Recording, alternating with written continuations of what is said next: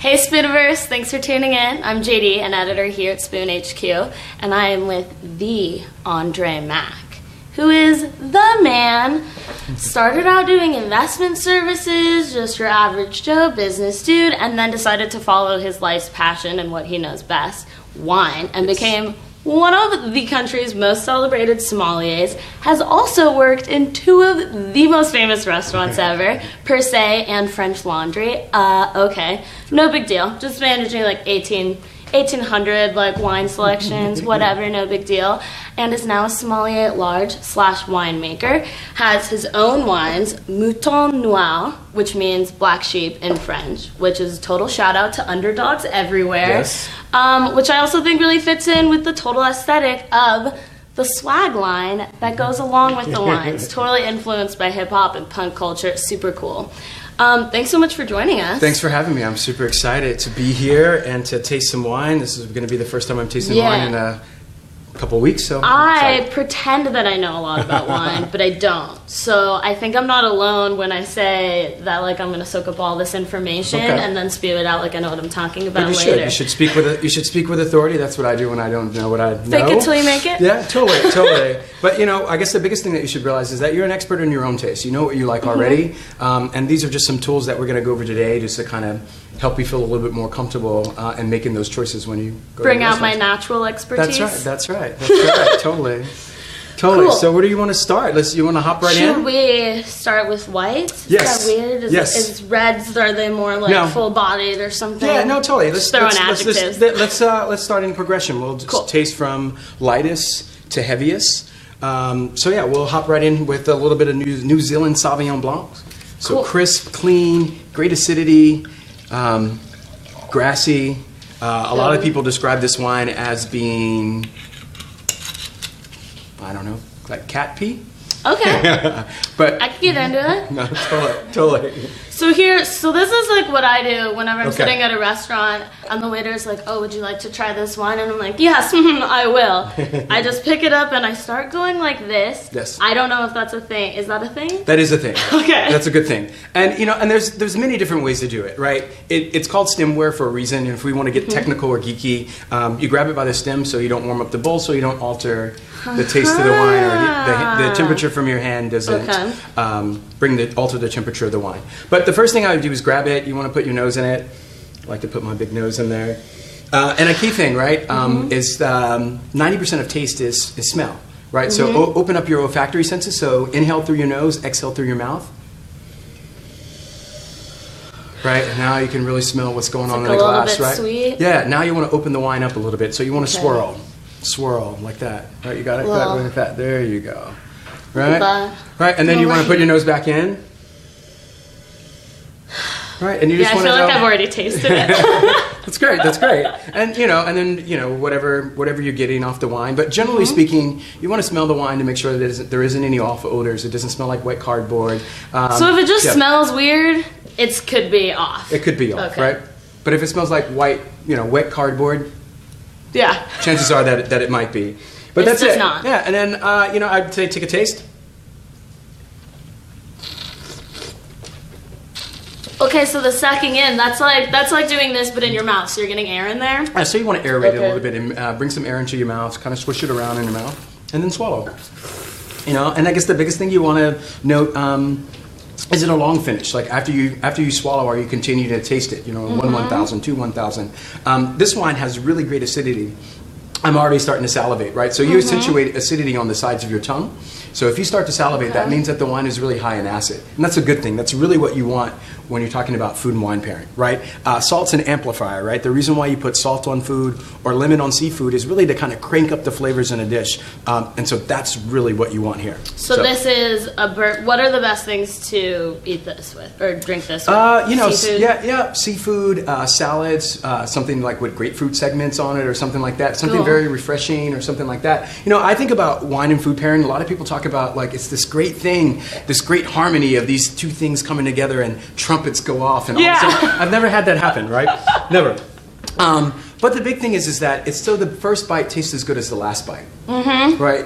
So a crude analogy that we always talk about is like if you chew a piece of gum for, I don't know, 30 minutes, it tends to lose its flavor. Yeah. And then, you know, some people may put it underneath the table, or you put it on the side of the plate. Yeah.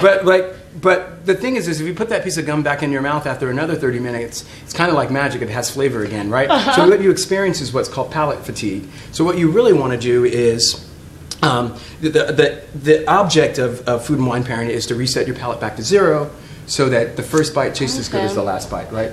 Well, who doesn't want that? No. I love that.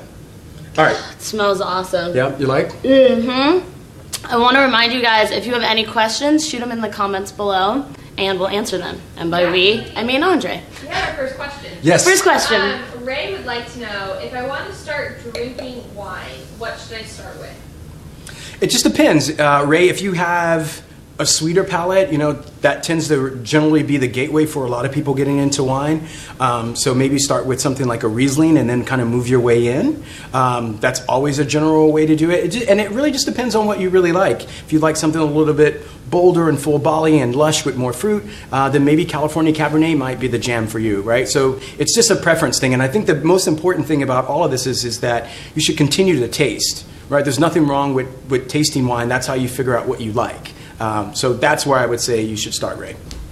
And ask other people questions. Every time I walk into a wine store, I'm like, haha, this is what I'm eating. Correct. Tell me what I should buy. That's what sommeliers are for. No, Guidance. totally, right? And even a wine store. I would tell you that it's not a good wine shop if they don't come up to you and start talking to you and ask you, what are you having for dinner tonight, right? Because the numbers tell us that most wine is consumed within the first 24 hours, right? So if you come into a shop, 9 times out of 10, it's actually for dinner that night. Yeah. So the first question I would ask you is like, what are you having for dinner tonight?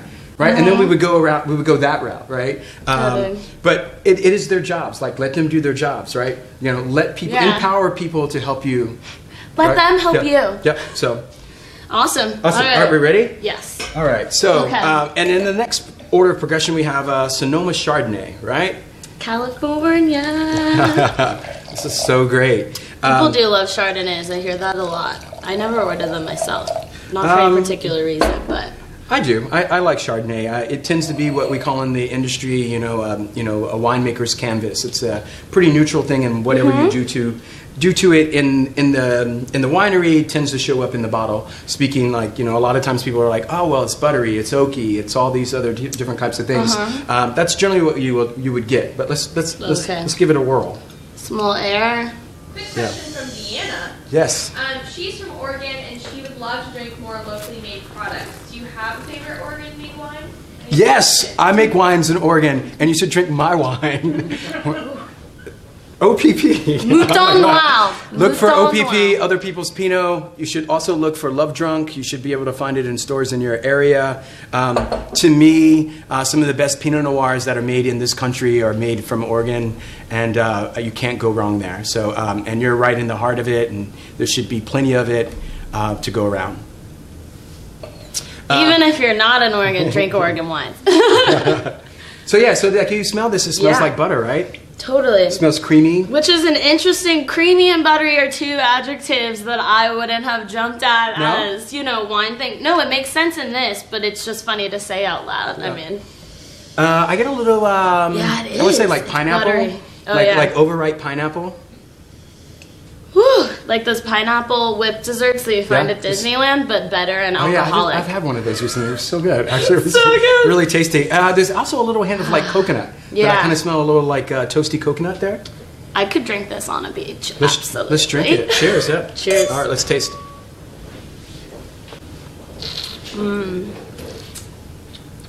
Yeah, I'm into it.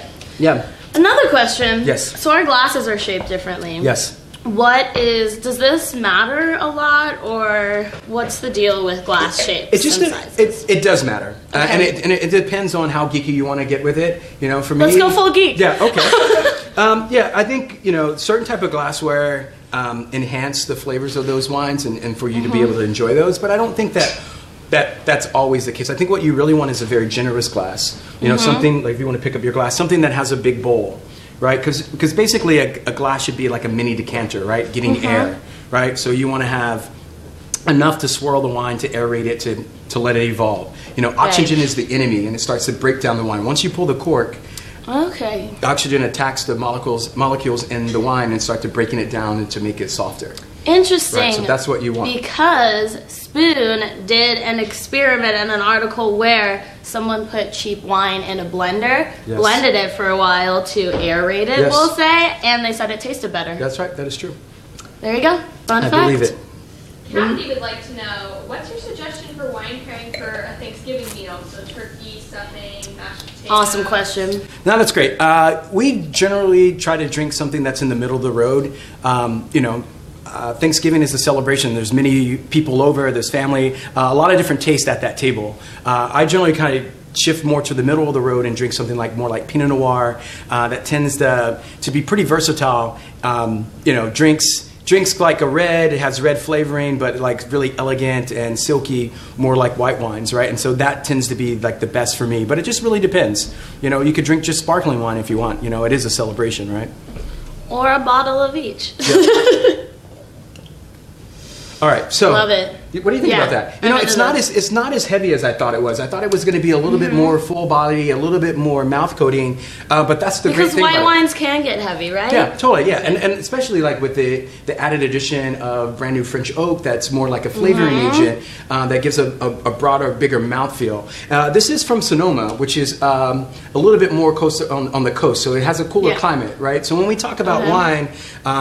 The closer it is to the equator, the warmer it is. The warmer it is, the hotter it is. The riper that the grapes get. The riper that the grapes get, the more sugars that they have. More sugar is translated into alcohol, and you perceive alcohol on your palate as weight. So fuller body wines tend to be grown closer to the equator in more warmer regions. So something like this, you would expect it to be a little bit broader and bigger, but knowing what I know about Sonoma, having more of a coastal influence, it's really surprising that it was a little bit lighter and fun. Cool. Right? What do you think? So climate change could affect, we could not, years from now, have the same wines that we have now. That is very correct, and it's a very real thing. Every year, ever since I've been making wine, every year has been hotter and hotter, and we've actually been picking grapes early and earlier. Wow. And so that is a real thing. I mean, you look at the research, and they're talking about that at some point in the future that India might have the best climate to grow grapes. Right. Wow. Or maybe even Northern California. Get the Sonoma Chardonnay while you can. For sure. All right. Okay. Let's move on to the next. All right. So now we are drinking Rosé, one of my favorites. Gotta love Rosé. This is Love Drunk. So let's crack the top. I love these things. People talk a lot of stuff about screw caps, but to me, screw caps are about getting a party started. Clicking the top, twisting it off.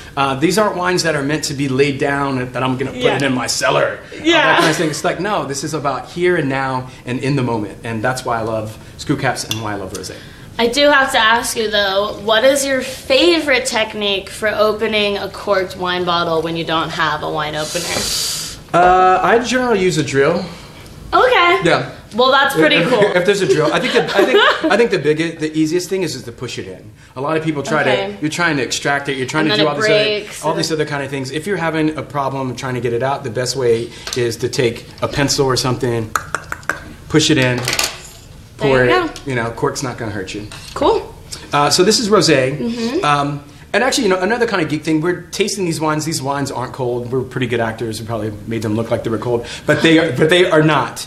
And from a professional standpoint, it's probably the best way to be able to taste wine. When you alter a wine's temperature, you kind of mask flaws within the wine. Kind of like, when I was in college, you take that old tequila bottle and throw it in the freezer. Right. And that kind of, and then it gives like this hot sake. Yeah, there you go. Less quality than cold sake. Totally. Cool. So that's a way to be able to mask things. But when I was buying at the restaurant level, a lot of times we try to taste the wines that are at room temperature, right? Because you can't hide anything.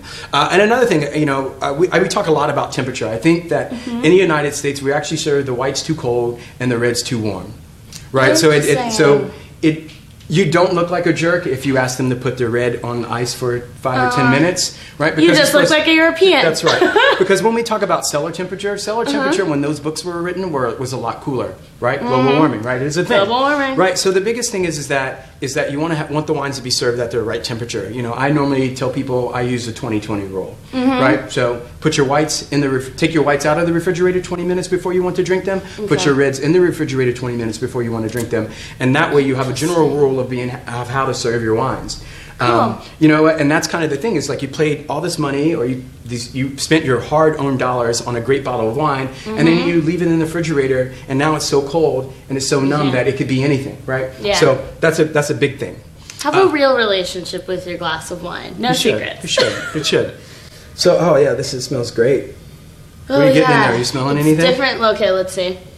You know, this is another thing. When I first started, it was so funny because like I put my nose in the glass and I was like, this just smells like alcohol, right? And it was like I was trying to figure out, I couldn't get past that. And so here's a little trick, right? So put your hand on top of the glass, like this, right? And now you want to swirl. So what we're basically doing is trapping the vapors. I probably wouldn't recommend doing this at a restaurant, but if you're at home, depends on your level of comfort. And then pull it close to your mouth, to your face, and then crack it. And then inhale. Oh, and wow, see how that's it stronger. really amplifies. It's almost like a little bit of like some things I taste in whiskeys or something like that. And so that's a really great way to kind of, if you're not getting anything and you're like trying to jumpstart, you can't smell anything. That's a really great trick to do. Aptly named Rosé. It smells like a flower kind of. So very floral. It's a little bit of kiwi, a little bit of strawberry. Katie Elliott would like to know, do you suggest using a decanter rather than pouring straight from the bottle when possible? I think most wines can benefit from some aeration. So yes, I would say yes, it couldn't hurt, it could only help. Unless you're talking about something that's so old, you know, something from like 1975, 1985, you would definitely want to decant those types of wines to remove them from the sediment, but probably kind of move through them quickly depending on the producer. But it doesn't hurt to decant. If you don't have a decanter, throw it in a pitcher, whatever. The key thing is that you want to get air into the wine so you can get the wine inside your mouth. Right? Into it. This is delicious. It's good, right? I'm really into it, yeah. Oh, this is so good. Heck yes. Love it. All right, let's move to the next one. All right. I'm sneaking it louder, so. Yeah. Treat yourself, please. I'll be another person at the end of this line of bottles. treat yourself. All right, our first red. Would you care to taste that, ma'am? I would love to. Thank you very much. After you. Well, I'm at a restaurant now, so I'm not going to put my hand on top. I'm just going to check that it's the wine I ordered. An Oregon Pinot Noir, Primarius, 2014. All right. Yep. Ooh, wow, this is different than the others. Yeah, right. It's like is that woody? I'm not even sure. Ooh. Ooh, okay. It's drier. Yeah. It's like definitely drier. So it's going to have a little bit more tannin. And we'll get so it's like a different part of my tongue than the first that we started out with. So when you're at a restaurant, and generally speaking, what will happen is that the waiter will present the bottle of wine, and your job is to kind of just look at it, make sure it is what you ordered. If you're into a particular vintage, and you want to check to make sure that's the vintage that was listed, right? So you want to make sure you do that. And then when you taste it, what you're tasting you're not tasting. You're tasting to see if the bottle is sound. Okay. Less about whether you like it or not, right? Because that's not what that's about, right? It's I'm always too afraid if I get a wine and I don't like it after I've ordered it. I'm like, well, I didn't know what I was doing, so I mean, that's the rule, and I think most restaurateurs wouldn't argue with you if you said you didn't like it. But the time-honored tradition is just to see if the wine is sound and that it's not flawed. But by all means, you do have the right to send it back if you don't like it, right? Because someone else there would drink it for sure. And what they're going to do is they're going to hand you the cork, and it's always an awkward thing because you don't know what you're supposed to do with it, and if we've ever seen anything on television, know what to do with it. We're this guy, we're like trying to smell, and you're like, well, it just smells like cork. So the real thing you want to do is you want to inspect the cork. You want to make sure that the top is moist, right? And what that tells you is that the wine has been stored properly, right? Most bottles of wines aren't supposed to be stored upright; they're supposed to be stored on their side, right? So because you want constant liquid touching the cork, so no air gets in. Right, and that's how you want to know that the wine is being stored properly. So if the top of the cork is moist, then you know that it's been. You want to make sure that it's not brittle or anything that falling apart. Correct. Sometimes they're crumbly. Correct, okay, because you can get air in it, and that's basically it. You know, for me, I generally don't. I just take a glance at it, I put it down, and that's it, and we kind of move on. But you know what to look for. But that's generally what you're looking for. The smell, it really doesn't do anything for you. You're going to put your nose in the glass to smell to see if the wine is corked. So this is Pinot Noir. You know, this is one of my favorite grape varietals ever. You know, I like to call this the Victoria's Secrets of grape varietals. You know, it's silky, it's elegant, it's seductive. It does smell silky. It's just so. And now all these so adjectives good, are right? spot on. It doesn't sound like it makes sense, but it does. Yeah, you can smell cherries in this, like Bing cherries. Oh, yeah. So, like, on the scale of red wines, how far heavy is this, or not heavy? This would be tend to lean somewhere in the middle, if not closer to the lighter side. Okay. Right. What's great about this wine is that it does have acid. That what we're talking about, the acidity, right? And that's definitely something that you need. Oh yeah, I'm into it. I definitely taste like cherries. it? Yeah. Yeah. So, what should this be drank with? So this is great. This is like what we're talking about. I'm going to keep using this word versatility, right? So Yes. like any type, so chicken, fowl, the other white meat, pork. You can drink steak. I'm a firm believer in when we're talking about food and wine pairings, our saying is if it grows together, it goes together. The people made the local wines to go with the local foods. So if you think about beef bourguignon, that's actually made with Pinot Noir from Burgundy, not Cabernet, right? Which we tend to drink steak with here in America, right? And so, traditionally speaking, I would say look for where those places are grown and look for where the local wines are in that particular area, and you should drink those wines because they have a natural affinity to go with each other. Genius. So yeah, and what you experience when you first tasted this wine, you experience tannin. Just like what you would like if you drink black tea. Tannin works the same way. It sucks all the moisture out of your mouth. So you kind of like start to put your tongue on the side of your cheek because it sucked out all the moisture, and that's what tannin does to it, right? And tannin is also kind of the lifeline of a wine. It gives the wine ageability as well. Cool. But those are the things that you need, especially tannin works really well helping break down the fibers in meat and that kind of stuff when you're doing Totally. food like that. Okay, another question. What's the deal with the legs? People I always hear and they're like, wow, some legs on that wine. Yeah, and I know it's the dripping down, but that's all I know. And it doesn't really tell you anything except maybe the wine is high in alcohol. Or, So if it's higher in alcohol, it'll have longer legs? It will. It's how fast they fall, not how long they are. Okay. Right. So it's how fast the legs come down. If they're slow to come down, means that it's a lot more viscosity. Right. So it's a lot higher in alcohol, and then so it'll start to coat the glass. Interesting. Right. So it doesn't tell you anything more than that. Yeah. Okay. Really not an indicator of anything besides that. But like. So next time you hear someone say, check out the legs on that wine, you can say, that doesn't mean anything. You don't know what you're talking about. Except like it's alcohol. high, that's high alcohol, right? Yeah. But other than that, it doesn't mean anything. And if they don't form, it could mean that their glass Well, it is doesn't dirty. mean that one glass is better than the other Yeah. because alcohol content can vary from wine to wine, but it doesn't. So what is that? Is that a thing? Alcohol content, is that Yeah, it is. And what the too government... high is yeah. bad, So too if low is bad? Well, too high means you have to pay more taxes if it's over 15, so that could be bad. Okay. So, stuff like Bad for the port producers. and alcohol, you have to pay higher taxes on those. So Okay. anything under 15%. So this says Okay. 13% alcohol Okay. by volume. And what the government tends to give you, they give you 1.5 points on either side. So Okay. meaning that this doesn't have, there's a variable there. Like, so this wine technically may not be 13, it might Okay. be 14.5. But it's in the 13 range. Correct. Okay, cool. Correct. No, totally. Good to know. Yeah. How you feeling about that? I like this that one. Yeah? Oh, I like it a lot.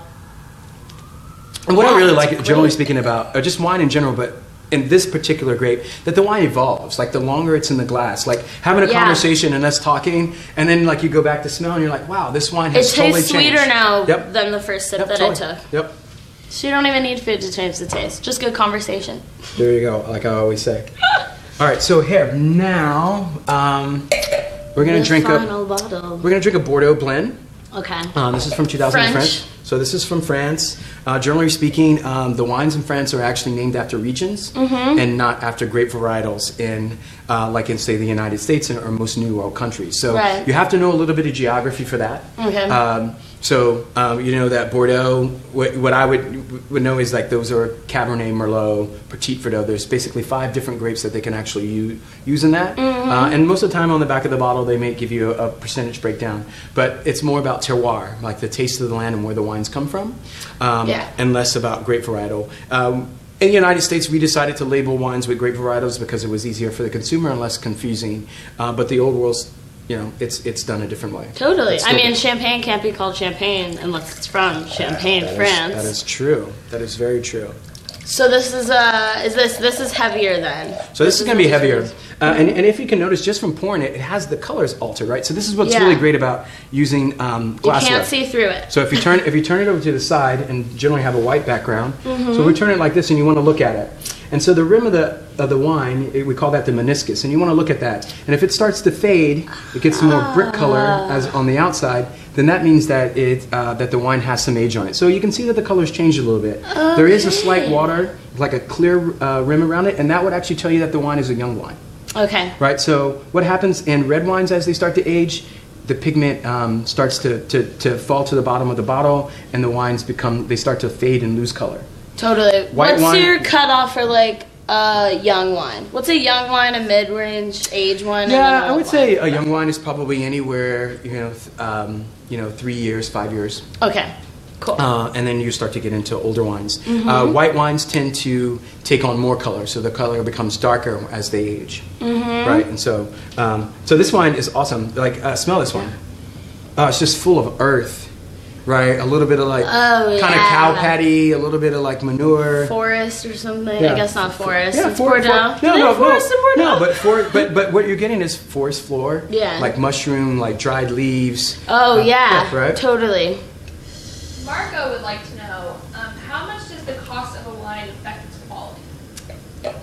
That's the age-old question, right? Generally speaking, I like to tell people, you get what you pay for. You pay for a $10 bottle of wine, it's generally probably $10 worth of quality there. I think for me, the driving force, the reason why I got into this business was always to find those wines that drink above their pay grade, right? So those wines that, that you paid $20 for but drink like a $50 wine. It just really depends, like, what you're looking for. That's a really Find what you like, yeah, and go for that, and you can probably find cheaper versions of it than other wines. You totally can, right? But the thing is that you could taste two different Cabernets, right? And there's lots of different things in that, right? So so you like Napa Cabernet. There's a $10 bottle and there's a $100 bottle. Right, there's lots of different things that went into those bottles, right? One is that it's about location. It's a real estate game, right? It's the more specific a place is in Napa Valley, it comes from this particular vineyard, the more money they can charge, right? Mm-hmm. So they're saying that their grapes are better. How much time it spends in oak barrels? Oak barrels are one of the huge expenses in wine. They are about $700, right? So think about it. You fork out $700. Each barrel is probably 25 cases of wine. So you shell out that money and then you leave it there for a year, 2 years, some people 3 years. You don't get any money or return on that. Yeah. Right? Unless Jameson buys it. Because when I went to the distillery, they said one of the only kinds of cask they use is American red wine cask. Yep. And so that's a really, interesting thing. The other bottle, the $10 bottle, it does have oak, but it's probably oak chips or oak shavings, right? They teabag the wine, so to speak. Okay. But it just really depends. It does affect the quality, generally speaking. I say you get what you pay for. And I've heard from my mother that you shouldn't cook with a wine that you wouldn't drink on its own in a glass. Do you agree? I do agree. Shout out, Mom. Mom, you're the best. Oh no, I'm holding this wrong. You're the best, Mom. This smells so great. It smells, Yeah, it's less sweet, Mm-hmm. but it's God, it's great. So generally Lots speaking, of when you sweet. think about old world wines, and that's what we talked about, like some of the old world regions, so Italy, France, Germany, those tend to be old world. They're a lot cooler in climate, so they don't make high alcohol wines, generally speaking. A lot of their wines, when you put your nose in the glass, they're earth driven. You know what I mean? So they have, you're going to get mushroom, leaves, dirt, all those types of things. Fruit is more of a secondary thing, right? In the New World, because we are closer to the equator, warmer climate means more alcohol, more jammier fruit, more sugar. So Totally. you tend to get riper fruit, and the fruit kind of jumps out of the glass. That's how you can distinguish the New World wine. It's because that it's more fruit driven, and those are the styles of Totally. wines that we like to drink here in America as a whole. That makes sense. Johnny Appleseed would be proud. He would. Well, and that's kind of the thing. What we try to tell people a lot of times is that, as Americans, we tend to lean toward the sweeter side of things. Like, as Americans, we created the cocktail. The cocktail was birthed from Prohibition, right? So there was so much crappy booze that we started to add other things to it, fruit, sugar, all these things to make cocktails to make that liquor more palatable. Right? And it is. It is, and that's why we tend to have more of a sweet palate. Even if you taste the food tends to be a little bit sweeter, and we like our wines. Totally. So, not to mention supersized fast food sodas, but that can only add to it. Oh, tell me about it. I'd like a supersized glass of this. This is really yes, good. I would take a supersized glass of this. So okay, another question. What is the proper amount to pour into someone's glass? And how much is too much? What's like the cool amount? Like when I'm pouring a glass for my grandmother, I'll pour that amount. Yes. But when I want to pour a lot for myself, but not look like I'm overcompensating at a party or something. So what I would generally say is that you want to pour to the widest break in the glass. So the widest point in the glass is acceptable. Cool. Right? And the thing is that you can always go back and pour more wine. True. Right? But when you pour too much in it, you can't swirl. It'll be a mess everywhere. You can't smell it. And God forbid that someone knocks it over, so then it's all wasted. So the thing is that you want to pour to the widest point in the glass. So this would probably be right here. Yeah. In your glass. Like here. Yeah. So kind of right there, maybe a little bit lower. And that way that you have a lot more room to swirl. Right, and to aerate the glass and all that. You get it right there. Yeah, you got it. Good. All right. Well, that is absolutely delicious. Do you have any last advice? Do or die wine advice? I think I was talking to you earlier. The key is that you're an expert in your own taste. You don't need anyone to tell you what you like or dislike. Right? If you're into soda, you either like Diet Coke or you like Diet Pepsi. You don't need anyone to tell you that. I think that the biggest thing is embracing what you like and understanding what you like, and then conveying that information to the powers that be, whether it's the person at the wine shop, whether it's the person at the grocery store, or the waiter or sommelier at the restaurant. Just tell them what you like to drink. And if you can't remember, just say, well, I like to drink this brand of that. And that gives them a general idea, and that gets you there. And then in the restaurant, you got to understand that, like, you're going to the restaurant, you're spending your money, they work for you, so to speak. You know what I mean? So let them do their job. Tell them what you like to drink, and also don't be afraid to tell them what you want to spend, right? Because that's a very helpful thing for them, and that kind of sets the playing ground for everything else. And so you say, hey, this looks great, and and if you're with other people, just point to it. So you say, hey, you know what? This looks really great, but you know what? We'd like to, we're looking in this kind of range in this area. Do you have anything else comparable to that or to that? And then you look like a pro. Do what Andre did. Follow your heart. Well, thank you so much for coming in. Can we drink out of our glasses? Oh yeah, we're gonna do the last glass out of. We already did it. You can pour this one. These more fun. Let's do a final toast. I just love these glasses. Drink your wine what you want. Look at this. Look at that. Cheers. Cheers. Thanks for joining.